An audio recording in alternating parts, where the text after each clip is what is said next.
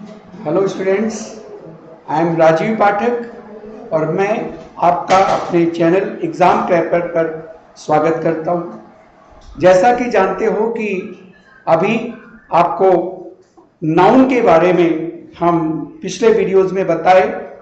आज हम नाउन के कुछ इम्पॉर्टेंट रूल्स को लेके फिर से आपके सामने हैं। कुछ ऐसे रूल्स जिस पे कि फ्रिक्वेंटली आपके एग्जाम में क्वेश्चंस पूछे जाते हैं और कुछ ऐसे पॉइंट्स हैं जहां पे आप कुछ गलतियां करते हैं। चलिए हम स्टार्ट करते हैं। देखिए, आज का जो टॉपिक है वो है noun with numeral adjective. Numeral adjective क्या है? जैसा कि ये खुद में ही बता रहा है, न्यूमरल का मतलब होता है नंबर। नंबर बताने वाले जो एडजेक्टिव हैं वो न्यूमरल एडजेक्टिव कहलाते हैं। जैसे पेयर, पेयर जानते हो दो होता है। डजन, दर्जन। स्कोर 20 की संख्या को बताता है। ग्रॉस 100 की संख्या को बताता है। स्टोन 4.5 पाउंड का एक स्टोन होता है। 100, 1000, मिलियन, 10 लाख, बिलियन।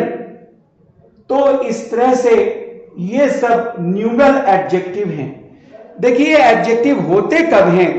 जब ये नाउन के पहले लिखे जाते हैं तो ये एडजेक्टिव का काम करते हैं।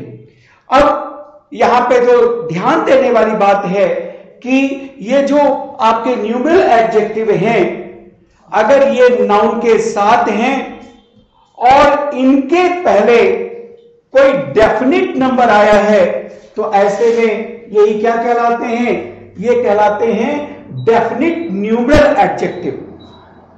तो अगर नाउन के साथ कोई डेफिनिट न्यूमरल एडजेक्टिव आ जाए, यानी फिक्स नंबर, डेफिनिट नंबर आ जाए, तो ये न्यूमरल एडजेक्टिव सिंगुलर फॉर्म में होता है।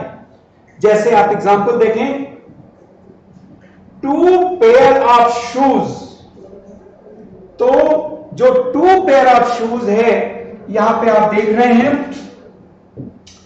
कि ये जो शूज लिखा है ये नाउन है, उसके पहले पेयर ये न्यूमरल एडजेक्टिव है और डेफिनिट नंबर 2 है, फिक्स नंबर 2 है, तो इसीलिए ये जो पेयर ऑफ है सिंगुलर फॉर्म में है। स्टूडेंट्स, इस तरह के क्वेश्चंस काफी पूछे जाते हैं आपके एग्जाम में, इन्हें आप ध्यान से देखें। आगे है 4 डजन पेंसिल्स। तो आप देख रहे हैं ये नाउन है, इसके पहले एक न्यूमरल एडजेक्टिव है और डेफिनिट नंबर लिखा है, इसलिए ये डेफिनिट न्यूमरल एडजेक्टिव हो गया। तो ऐसे में ये सिंगुलर फॉर्म में है। आप कभी भी 2 पेयर्स ऑफ शूज ना बोलना, 4 डजन पेंसिल्स नहीं बोलना। इसी तरह से नेक्स्ट एग्जांपल में आप देख रहे हैं 5000 रुपीज। तो रुपीज आपका नाउन है, इसके पहले न्यूमरल एडजेक्टिव है और डेफिनिट नंबर 5 लिखा है, इसीलिए ये आपका सिंगुलर फॉर्म में हो गया।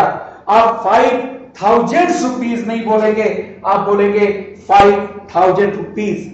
चलें अब नेक्स्ट पेज पे आते हैं।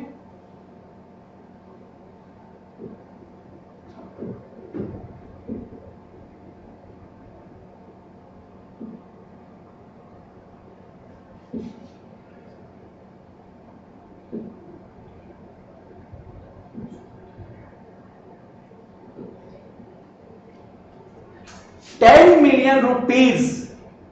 रुपीज आपका नाउन है और ये मिलियन न्यूमरल एडजेक्टिव है और डेफिनिट नंबर है 10, तो इसलिए डेफिनिट न्यूमरल एडजेक्टिव है, सिंगुलर फॉर्म में है। लेकिन बिल्कुल इसके अपोजिट, अगर जो न्यूमरल एडजेक्टिव है वो डेफिनिट न्यूमरल एडजेक्टिव ना होकर इनडेफिनिट न्यूमरल एडजेक्टिव हो। ये इनडेफिनिट न्यूमरल एडजेक्टिव क्या है? इनडेफिनिट न्यूमरल एडजेक्टिव का मतलब हो गया कि जो न्यूमरल एडजेक्टिव है या तो उसके पहले कुछ भी नहीं लिखा है अथवा उसके पहले कोई इंडेफिनिट एडजेक्टिव आ रहा है, यानी कोई फिक्स नंबर नहीं है, जैसे many, several, some, a few, ये कोई डेफिनिट संख्या नहीं बताता है, इसलिए इसको इंडेफिनिट एडजेक्टिव भी बोलते हैं। तो वो आ जाए तो ये प्लूरल फॉर्म में होता है। जैसे एग्जांपल दिया है डजन्स ऑफ पीपल, आप डजन ऑफ पीपल नहीं बोलेंगे, आप देख रहे हैं ना, ये न्यूमरल एडजेक्टिव है, डजन्स ऑफ पीपल होगा, डजन ऑफ पीपल नहीं होगा। थाउजेंड्स ऑफ वर्कर्स होगा, क्यों? क्योंकि नाउन के पहले तो न्यूमरल एडजेक्टिव है, लेकिन इसके पहले कोई डेफिनिट नंबर नहीं लिखा है, इसलिए ये प्लूरल फॉर्म में हो गया, thousands of workers. Millions of pounds, scores of houses, कई बीसों घर, स्कोर्स ऑफ हाउसेस। अब देखें, आप कहोगे कि पेयर्स के पहले कुछ है, जी है तो, लेकिन ये कोई डेफिनिट नंबर नहीं है, तो मेनी पेयर्स ऑफ शूज। उसी तरह से इन मिलियंस, मिलियन के पहले कोई डेफिनिट नंबर नहीं है। तो आप देख रहे हैं कि अगर नाउन के साथ न्यूमरल एडजेक्टिव आ रहे हैं और उनके पहले कोई डेफिनिट नंबर नहीं है या इनडेफिनिट एडजेक्टिव है, तो ये न्यूमरल एडजेक्टिव प्लूरल फॉर्म में है। इसके बिल्कुल अपोजिट आपने पिछले रूल्स में देखा कि अगर न्यूमरल एडजेक्टिव यही होता 3 डजन ऑफ पीपल हो जाता, 3 डजन ऑफ पीपल नहीं होता। अगर कोई डेफिनिट नंबर आ जाए या numeral adjective definite numeral adjective हो जाए, तब वो सिंगुलर फॉर्म में आता है। कुछ एग्जांपल्स देख लें, जैसे स्कोर और scores of houses have been gutted. Gutted का मतलब होता है जल जाना, बर्न। तो यहां पे आप देख रहे हैं कि ये नाउन है, हां ऑफ लग के बना है, कोई फर्क नहीं है। यहां पे स्कोर ऑफ और स्कोर्स ऑफ, तो ये जो स्कोर ऑफ है ये गलत है, स्कोर्स ऑफ सही है। क्यों? क्योंकि इसके पहले कोई फिक्स नंबर नहीं है। इसी तरह से हम आगे देखते हैं, ही इज रोलिंग इन मिलियन। अब देखिए, मिलियन के साथ कोई फिक्स नंबर तो है नहीं, तो he is rolling in millions, ये सही होगा। He is rolling in millions, ये आपका सही होगा। आगे देखें, a 5 man commission has been set up. तो यहां पे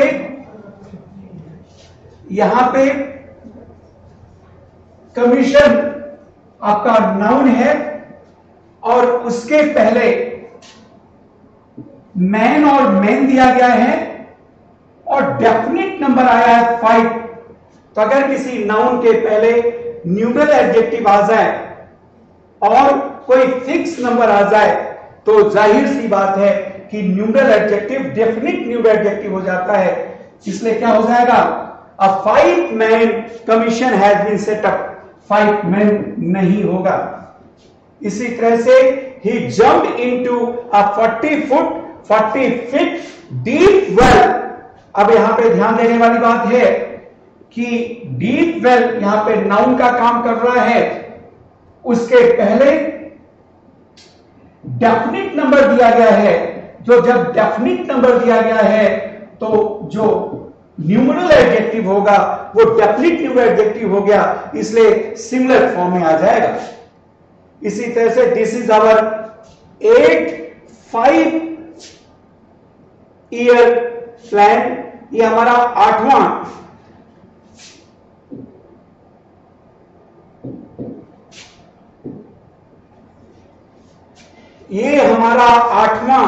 पंचवर्षीय योजना है।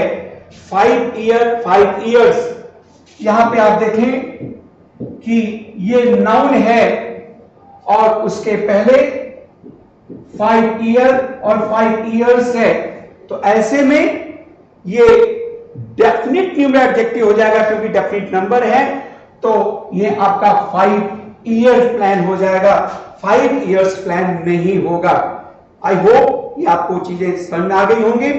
अब आगे देखिए,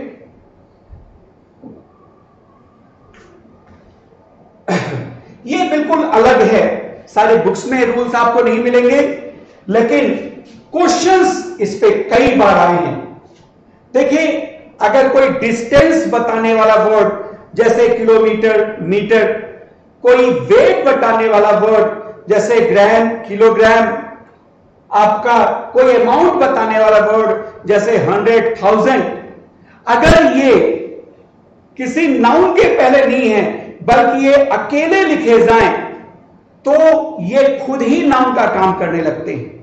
तो अगर जो है कोई अमाउंट, वेट, डिस्टेंस बताने वाला प्लूरल नाउन का जो वर्ड है वो लिखा जाता है, तो भाई जब ये प्लूरल नाउन का वर्ड है और सब्जेक्ट के रूप में लिखा जा रहा है तो जाहिर सी बात है इसके साथ जो वर्ब है वो प्लूरल होगा।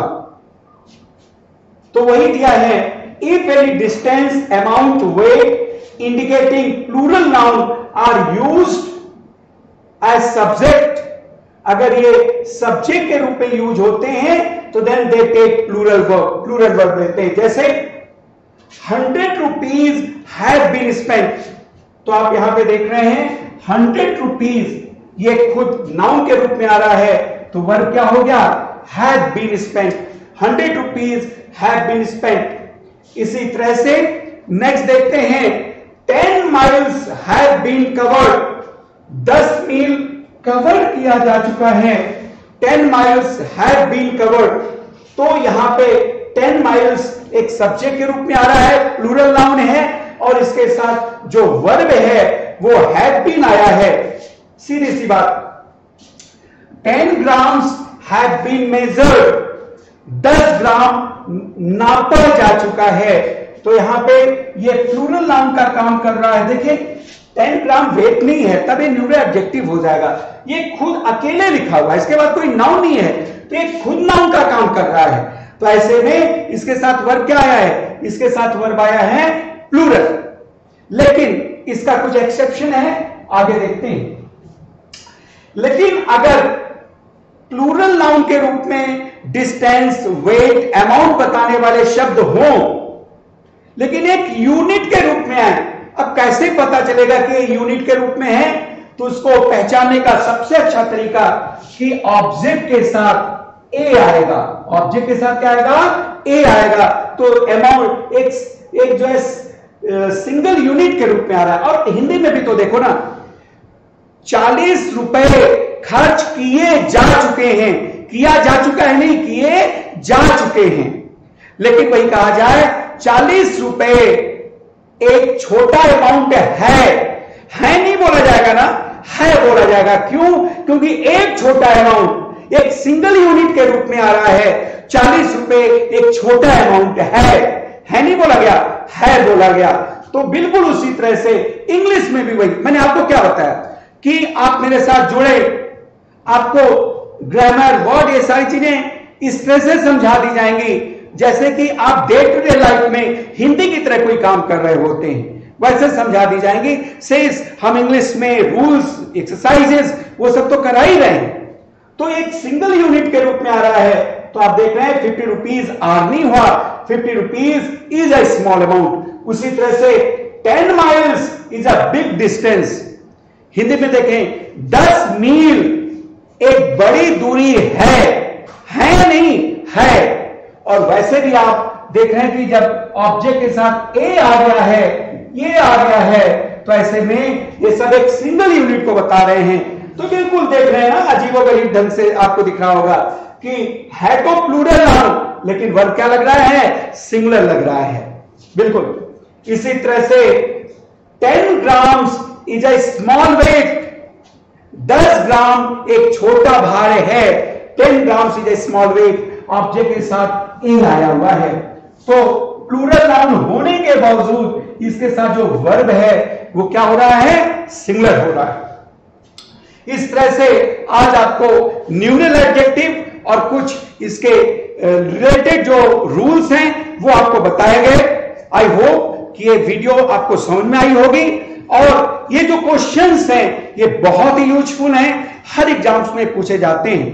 तो इस तरह से आपको ग्रामर, वोकैब, इन सब का डेली डोज मिल रहा है। और आपके लिए एक बहुत ही सुखद सूचना है कि आप जान ही रहे हैं कि एसएससी के तमाम जो एग्जाम्स थे उन सब का नोटिफिकेशन फिर से आ चुका है। आपके अगस्त से लेके दिसंबर तक सारे एग्जाम्स लगे हुए हैं और उसको ध्यान में रखते हुए और आप लोग अच्छा स्कोर गेन करें, अच्छा रिजल्ट आपको मिले, पॉजिटिव रिजल्ट मिले, इसके लिए ग्रामर और वोकैब के साथ साथ आपको हम प्रैक्टिस बैच की क्लासेस शुरू करने जा रहे हैं और वो क्लासेस आपकी 5 जून से 5 जून से शाम को 5 बजे आपको लाइव मिलेगी। तो आई होप कि आप अपने जो भी आपके साथ फ्रेंड्स हैं उन सबको इन्फॉर्म कर देंगे और हमारे इस चैनल को आप सब्सक्राइब करें ताकि आप तक जो भी हमारी वीडियोस हैं, जो भी नई इंफॉर्मेशंस हैं वो जाती रहें। Thanks a lot.